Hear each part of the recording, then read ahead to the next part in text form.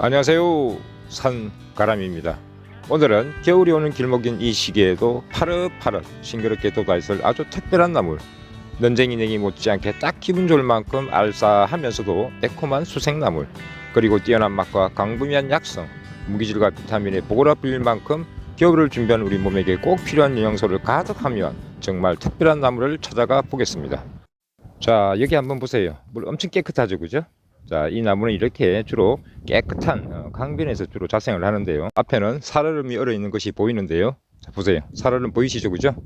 자, 이렇게 겨울이 오는 길목에 파릇파릇한 나무를, 그것도 야생에서 찾아 나서고 있는 이 산가람을 보고 생뚱맞다고 생각하실 수도 있는데요. 자, 나중에 그 나무를 찾으면 그 생각이 싹 바뀌게 될 겁니다. 아, 저기 앞에 파란색의 저런 식물들이 보이죠, 그죠? 아마 저게 맞는 것 같은데요. 자, 가까이 한번 가보겠습니다. 맞는지. 이야, 이것 보세요. 자, 얼음이 얼기 시작하는 이 계절에 만나는 아주 싱그럽게 보이는, 자, 이 나물들 보세요. 자, 가까이서 한번 보겠습니다. 아, 지금 많이 성장을 했는데요. 때까지 이렇게 길게 성장한 그런 상태입니다. 정말 보기만 해도 파릇파릇 싱그럽게 보이는데요. 늦봄 또 초여름에 씨를 맺고 떨어진 다음 다시 발화를 해서 가을에 다시 성장한 그런 개체들입니다. 그럼 우선 이렇게 싱그럽게 보이는 나물의 특징을 한번 살펴보겠습니다. 자, 제가 한번 잎을 떼보겠습니다. 우선 약간 어려 보이는 잎을 떼가지고요, 제일 위쪽에 있는 이 잎을 정소엽이라고 합니다. 자, 정소엽은 마치 스푼의 모양처럼 생겼고요.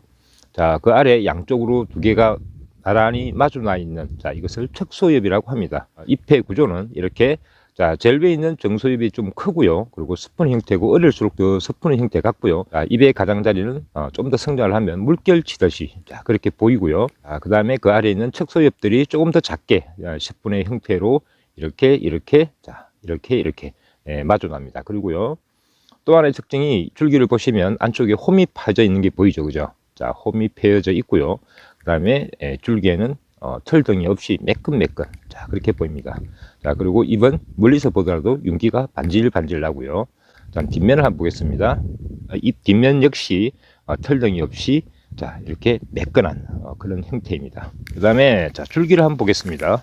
보세요. 아주 크게 성장한 그런 잎인데 얼핏 보면 감자줄기처럼 보이죠, 그죠? 자, 이게 원줄기입니다. 그 원줄기를 어긋나기를 하면서 이렇게 올라가고요. 자, 그 다음에 여기는 잎줄기가 그 위로 나옵니다. 수생식물답게 아래를 보시면 아주, 보세요, 아래 새하얀 그런 수염 뿌리가 발달되어 있죠, 그죠? 자, 그리고 줄기에도 이렇게, 자, 하얀색의 뿌리들이 저렇게 많이 나서 물에서 영양분을 흡수하면서 그렇게 성장하는 그런 나물입니다. 아주 깨끗한 곳에 살기 때문에 공해 물질이 많은 곳에서는 성장을 하지 못합니다. 자생한다는 것 자체가 수질이 일정 이상 보장이 되는 거고요. 수색나물답게 보세요. 자, 원줄기 아래를 보면 구멍이 보이죠, 그죠? 속이 약간 빈 형태입니다. 보시는 것처럼 이렇게 한 곳에 무리를 지어서 발생을 하고요. 대부분 그럴 수밖에 없는 게, 이 수색나물들은 비가 온다든가 하게 되면 휩쓸려 내려갈 그런 가능성이 높기 때문에 무리를 지어서 발생을 하는 것이 오히려 뿌리도 서로 겹치게 되고 해서 생존을 하는데 훨씬 더 유리하기 때문에 이렇게 무리를 지어서 발생을 합니다. 인터넷 마트라는 그런 데서 모종도 팔고요, 또 씨앗도 팝니다. 자, 그래서 일부러 이렇게 키우는 분들도 많고요. 자, 조금 채취를 해봤는데요. 이거 좀 보세요. 겨울이 시작되는 이 시기에 그것도 야생에서 이런 파릇파릇하고 풍성하면서도 싱그러운 나물이라니 정말 놀랍죠. 그리고 보기에도 야들야들 상큼한 맛이 느껴지지 않으세요? 그래서 이 나물은 동서양을 불문하고 많은 나라에서 나물로 혹은 약초로 이용해온 역사가 아주 오래된 그런 식물입니다. 그리고 세계의 유명 셰프들의 수첩에서 빠지지 않았던 그런 식재료였기도 한데요. 이 식물이 바로 워터크레스 또는 크레송이라도 불리는 십자가의 물냉이입니다. 깊은 산 계곡 주변에는 nen쟁이 냉이가 있고요. 논밭 등에는 냉이가 있다면 이런 강변에는 물냉이가 있는데요. 그럼 이 물냉이는 어떤 맛일까요? 결론부터 말씀드리자면 이 물냉이 맛은 과하지도 모자라지도 않을 만큼의 은은하게 입안에 퍼지는 상큼함, 그리고 알싸한 매콤함이 너무나 매력적인데요. 그래서 물냉이는 올리브오일이나 들기름을 살짝 두른 샐러드로도 좋고요. 겉절이 등의 생무침이든 물김치로든 또는 육류 요리나 생선 요리, 국수 등의 고명으로 이용해도 그 풍미를 한껏 살려줄 뿐만 아니라 디톡스 주스로도 너무 좋습니다. 그런데 이렇게 맛있는 물냉이를 보통 봄에만 채취해서 먹을 수 있는 것으로 생각하시는 분들이 많겠지만 아닙니다. 야생에서는 이렇게 봄, 여름과 가을, 초, 겨울까지 1년에 2번 채취할 수 있고요. 어린 순부터 이렇게 원줄기가 굵어진 때에도 아주 부드럽습니다. 그래서 모두 나물로 이용을 할 수 있습니다. 그리고 오히려 이 시기 물냉이에 더 좋은 점이 하나 있는데요. 봄에는 많은 분들이 뿌리나 줄기에 혹 소생공충들이 알이나 또는 거물이 등이 붙어 있을 것을 걱정을 많이 하십니다. 하지만 이 시기에는 그런 걱정을 할 필요가 없어서 더욱 좋습니다.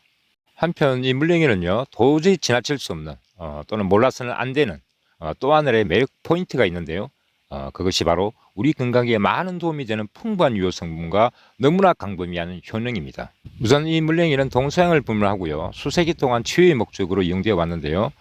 단백질 외에 칼륨, 칼슘, 철분 등 미네랄이 일단 풍부하게 함유되어 있을 뿐만 아니라 비타민 A가 무려 상추 20배가 되고요, 비타민 C는 11배가량이 더 많습니다. 어때요? 정말 대단하죠? 그 외에도 비타민 B2 등 여러 비타민을 다량 함유하고 있는데요.